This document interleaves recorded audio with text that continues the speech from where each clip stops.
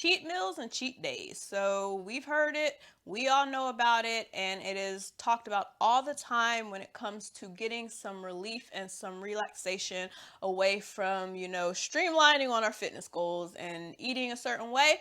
So we are going to talk about what those days and those meals really mean for your fitness journey and if you can really afford them.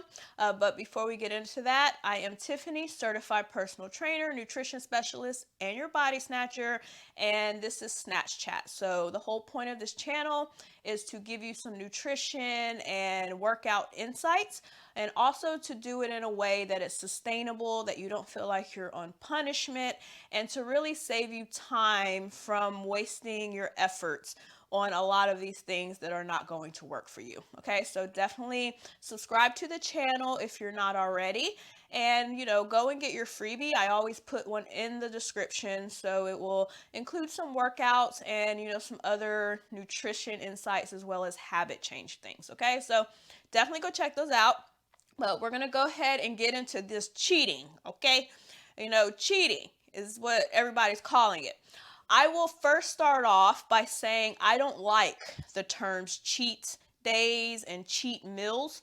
I like treat better, okay? Because I believe in the power of words, first of all. So when you say cheat, you're automatically putting out the connotation that you're doing something wrong, right? That you're actually doing something you're not supposed to do. When you say treat, okay, it's like you're rewarding yourself. You're actually putting it in a positive light. So that's the first point I would just make off the bat before we even get into whether you can afford it or not, is just to stop using that word because it's not really necessary. And the reason I feel that way is I don't feel like you should feel the need that you have to cheat, because you should be able to implement, okay, food that you love and things that you like anyways. That should be part of the actual plan. Okay, let me repeat. The actual eating of things that you could deem bad or not really in sync with your fitness plans, that should be part of your plan to get to where you want to go. Because the thing is, you're never going to give those things up altogether. So, in general, you want to just be able to know that you're going to get where you're going to go, even eating your cookies or your cake or whatever your weakness is. Some people will say it's bread for them, whatever it is, you should be able to implement those things. Now, can you implement them the same way you did before? If you eat fast food every day, can you just continue to do that? Of course you can't, but you can incorporate it. So that is what I will say as far as the mentality way around the whole cheat days and cheat meals thing. But now I'm going to talk about like the differences as well. Okay, so to talk about the results, and how it's going to affect you, I first want to just talk about the major difference. A cheat day, okay, like a whole day of cheating, which is a very, very common concept. It really depends on where you are in your fitness journey, if you can get away with that and still reach your goals. But I will say that most people cannot afford it. Okay. And I know I might get some blowback on this because everybody wants to be told what they want to hear, but I'm not here to tell you just what you want to hear. I'm here to tell you the pure facts. And this is the pure facts. Most people, okay, cannot afford a cheat day. Okay, we'll talk about cheat meals later, but a cheat day, most people cannot afford it. And the reason I say that is in order to be able to afford a cheat day, you have to pretty much be so super on point the other 6 days. Like there's little room for error. And it also depends on what you consider a cheat day and how far you go. And what I find is that when people go all out on their cheat day, they go completely all out on their cheat day to the point where they completely erase all of the work that they did for the whole entire week.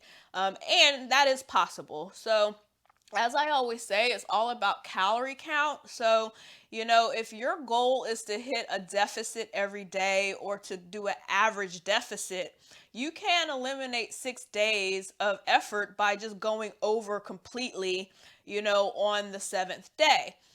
For instance, say you have like 3 totally on point days, and then you have another 3 days where you're still in a deficit, but not much. And then the seventh day, you just absolutely gorge and you just get it in. You're eating fast food, or you have like a whole pizza, you had, muffins for breakfast or whatever. Like you just really went in. You can completely, sideline and eliminate the calories that you did in the beginning of the week. So if you are going to do a cheat day, the thing I would say is you need to really be mindful of your calories to the point where you're actually tracking them and tracking them very, very, very well, because you will never know if you are, undoing all your progress, because you're going to feel like you're doing really well and you're being good for 6 days, but then on that seventh day, you definitely, okay, and I know a lot of people say, you can afford a cheat day. If you're one of those people that goes too crazy on your cheat day, you can eliminate all the work that you did at the beginning of the week, okay? And this is also, like I said, dependent on your goal. So, like, if you're pretty much maintaining and you're not planning on losing weight and you're already doing cheat days and you're working out and you're pretty happy with what's going on, then of course you can afford a cheat day. But the thing is, most people who are watching the channel, first of all, and who are watching most videos like this are really trying to lose weight. And I see this a lot in the fitness landscape because someone who is in shape already, or a fitness influencer, they will talk about their cheat day, and they have people following them that are not in the same fitness level as them, thinking that they can afford a cheat day too. That person may be able to afford a cheat day, but you may not be able to. And that's, as a sidebar, I think it's really important to kind of have people that you kind of look up to as well, that are in a similar fitness journey as you, so that you can kind of see what they're doing as well. So that's just a sidebar, but for real, like, you can undo your progress, okay? Now, as far as a cheat meal goes, okay, I can get on board with this a little bit better, because it's really just talking about, what I pretty much call just doing what you're supposed to do. Okay. You're supposed to be able to eat things you like I said in the beginning of the video. So, going out with your friends and having a night of, a couple drinks, but you really have to be careful on the alcohol, okay? Because that is a lot of calories, and those are the worst calories, okay? That's worse than cake and everything else. I have a whole YouTube video on alcohol being worse than cake, okay? You should watch that. Maybe I will put it in the description if I remember.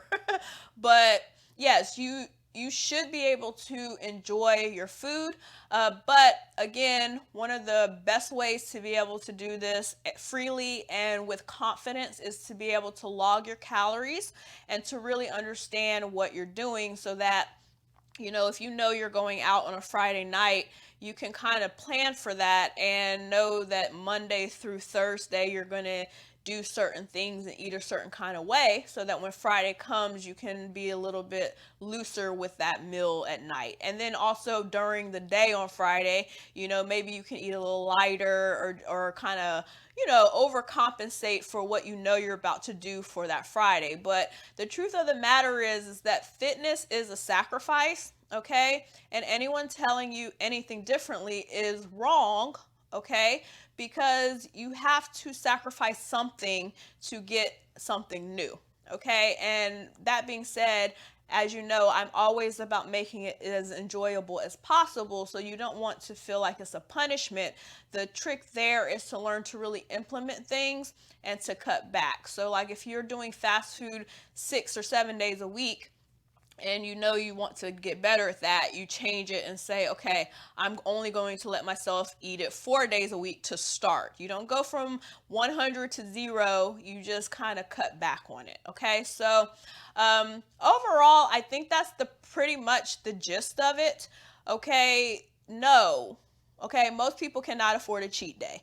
And when I say that, I'm really, like I said before, I'm talking about the kind of cheat day where people completely are so miserable, okay, 6 days of the week, that they completely go crazy on that Saturday or that Sunday or whatever day it is. You have to really, your cheat days should be strategic, okay? So you have to actually think about what you're going to allow yourself to do. So this is just another, little tidbit and sidebar, but planning is always going to be one of your biggest best friends when it comes to fitness. So even with a cheat day or a treat day, I really think you should be saying treat day. I promise you, it's just even saying it feels better, okay? So your treat day should be planned as well. So you should know exactly what you're going to allow yourself to do. You cannot wing it on a cheat day. That's the worst thing you can do, is just say, whatever I want today, I'm going to go for it. You should at least, if you don't want to plan the exact things, you can at least say, well, what I am going to allow today is a cheat dinner, or maybe I'm going to allow myself to have two of this instead of one, or whatever. But it should be more specific, and the more specific the better. Even if it's vague, that's doing something. But if you can be more specific, that's always going to get you further. Okay, so that is it on cheat and treats and all of that. If you have any comments about your favorite treat meal or anything like that, leave it in the comments. Other than that, make sure to subscribe and to get your freebie. So until next time, eat well, drink well, take care of yourself, mind, body, and spirit, and I will see you soon.